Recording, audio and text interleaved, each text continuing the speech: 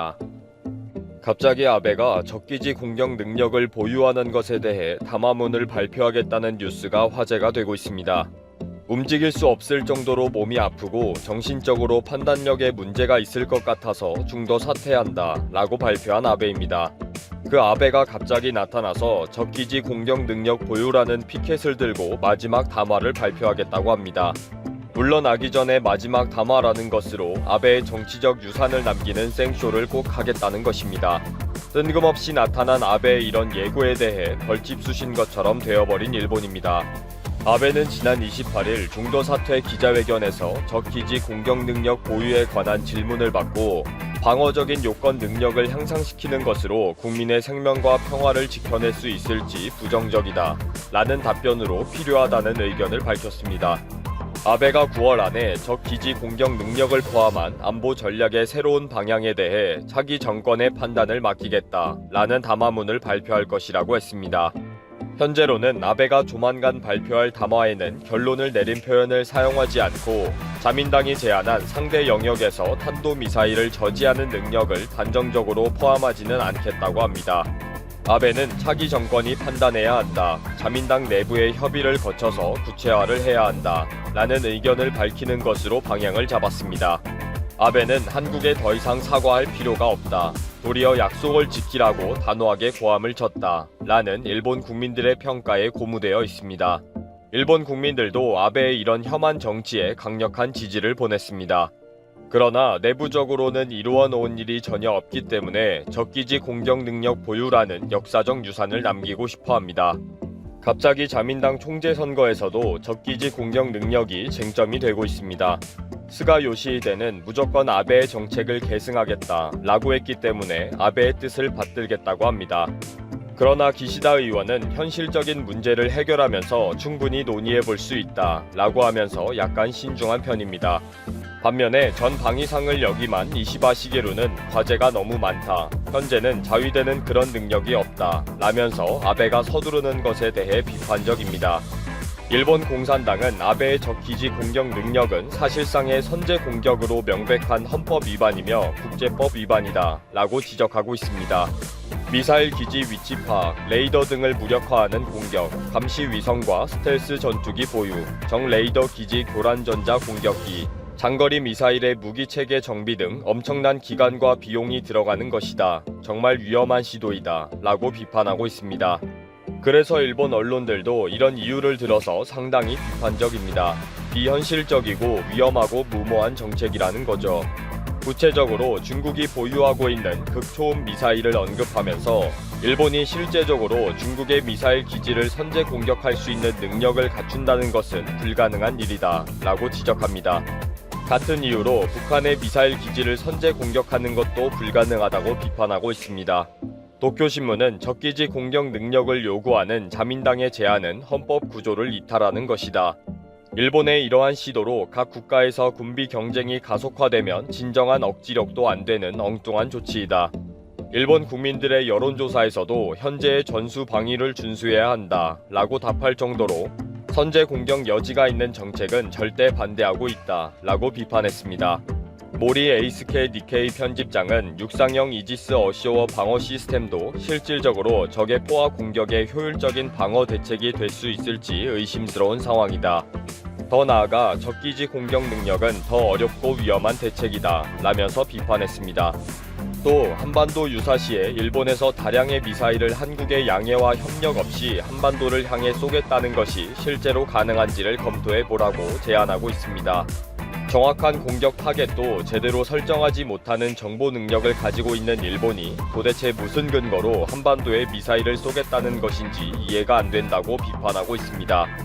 오다 요지 전 일본 해상자위대 자위함대 사령관도 적 기지 공격 능력을 가진다는 것은 기술적으로도 법적으로도 어렵다 라고 견해를 밝혔습니다. 적의 모든 미사일 기지를 한 방에 공격하지 않는다면 아무런 의미도 없다 라고 비판했습니다.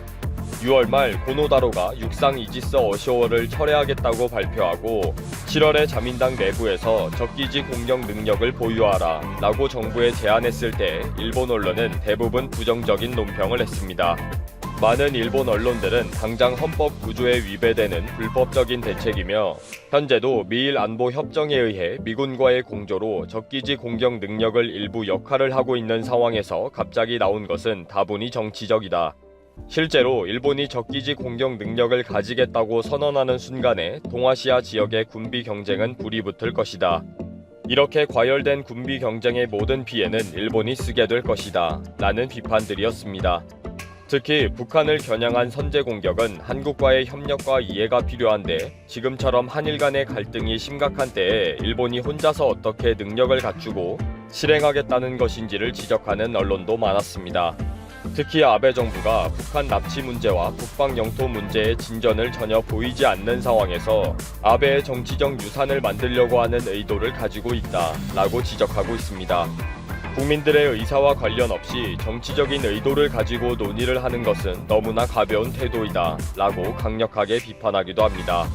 거의 모든 언론들이 아베 정부는 신중하게 처신할 것을 강력하게 요구한다 라고 결론을 내릴 정도입니다. 언론에서 이미 간파한 대로 아베는 강력한 일본, 전쟁할 수 있는 일본, 그런 새로운 일본을 되찾은 정치인으로 역사에 남고 싶어 합니다. 이미 일본 경제를 폭망시킨 아베노믹스와 정치 스캔들로 조사를 받아야 하는 부패 정치인으로 낙인 찍힌 아베는 무엇이라도 큰 포장지가 필요한 것입니다. 그 포장지가 전쟁할 수 있는 강력한 군사 대국으로 만든 지도자인 것입니다. 이미 일본 언론은 아베의 이런 꼼수에 대해 역사에 남으려고 무리한 대전환을 시도하고 있다라고 비판하고 있습니다. 아베는 헌법을 지키려고 하는 의사가 전혀 없으며 헌법을 편의적으로 해석하면서 불법을 밀어붙이고 있다는 것입니다. 이미 아베는 지난번 이란의 호르무즈 해협에 자위대를 파견할 때에도 헌법 위반을 했는데도 불구하고 엉뚱한 해석으로 밀어붙였다고 지적했습니다. 고노다로 방위상은 지난 4일 기자회견에서 적 기지 공격 능력을 가지려면 주변국의 이해가 필요하지 않는가? 라는 기자의 질문에 중국이 미사일을 증강할 때 이해를 구하지 않았다. 일본의 영토를 방어하는데 왜 한국의 이해가 필요한가? 라고 대답했습니다. 한국의 머리 위로 미사일을 쏘겠다는 것을 일본 마음대로 하겠다는 뜻을 밝힌 것입니다. 고노다로의 이런 황당한 발언으로 속 시원하다 라면서 일본 국민들의 지지도는 확 올라가기도 했습니다. 한국은 이미 수차에 걸쳐서 한반도 유사시의 대응은 한미 동맹이 중심이 되어 실시해야 한다. 한반도에서의 군사행동은 대한민국만이 결정할 수 있으며 모두 대한민국의 동의 없이 군사행동을 결정할 수 없다. 라는 것이 양보할 수 없는 분명한 입장이라고 밝혔습니다. 한국의 동의와 지원과 협력 없이 일본은 그 무엇도 할 수가 없습니다. 아베가 자신의 정치적인 유산을 위해 또 시끄럽게 하지만 아무리 그래도 일본은 헛짓을 하면서 돈을 날리기만 할 뿐입니다.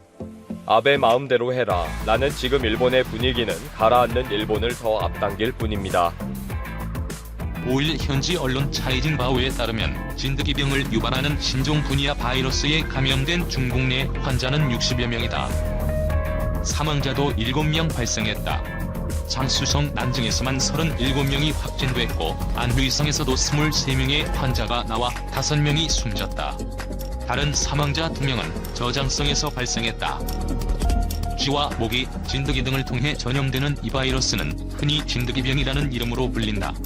고열의 혈소판을 감소시켜 유행성 감기와 출혈열, 뇌염 등을 유발하는 것으로 알려져 있다. 장쑤성 인민병원 감염병과 관계자는 진드기에 물려 신종 분이아 바이러스에 감염된 것으로 보인다며 60대 여성 환자 1명은 한 달 가까이 치료를 받은 끝에 완치돼 퇴원했다고 전했다. 저장대 부속 제1병원 감염과 샨지팡 주임은 이 바이러스를 옮기는 주전이모는 진드기라며 사람 간 전파 및 감염 가능성도 있다고 우려했다.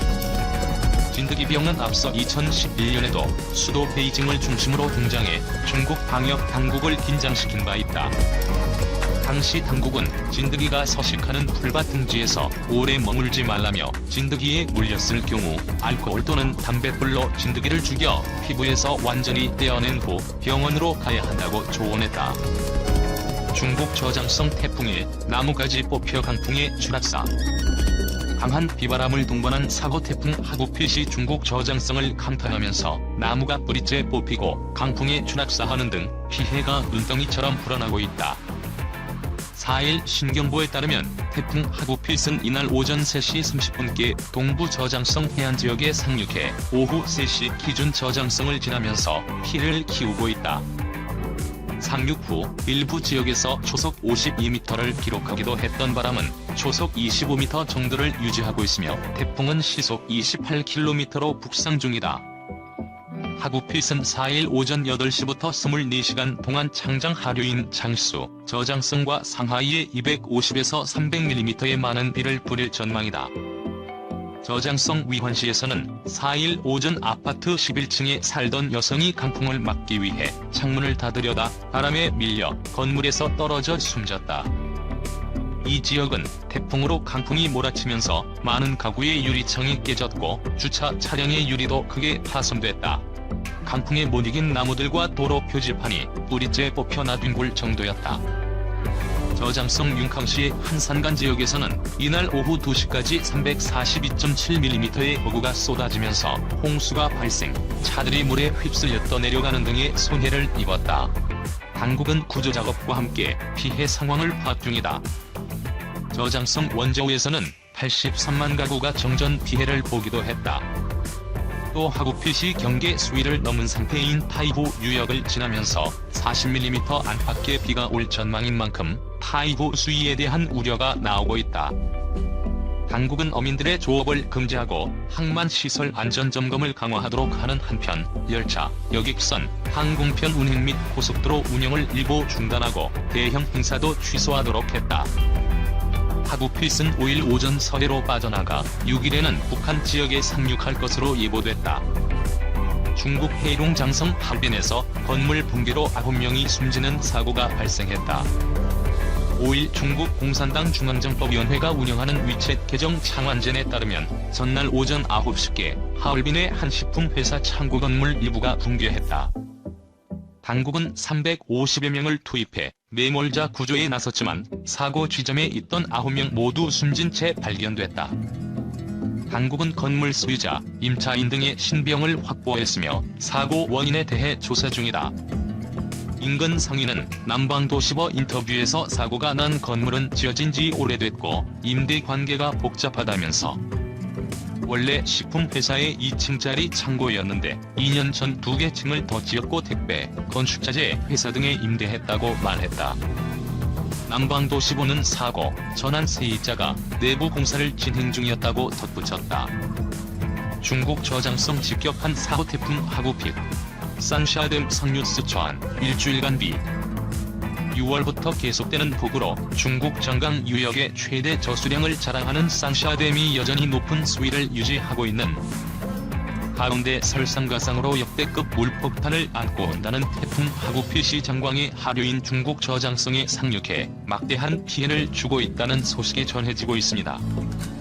2개월째 이어지는 역대급 홍수에 이미 이재민은 공식적인 수치로만 5천만 명을 넘어선 지 오래고 산샤댐의 수위는 최고 수위에 15m 모자란 160m 아래로 내려갈 기미를 보이지 않고 있는 가운데 또 다시 하류인 저장성에 초대형 태풍 화물폭탄이 들이닥쳐 상류 댐방류량 관리에 비상이 걸렸습니다.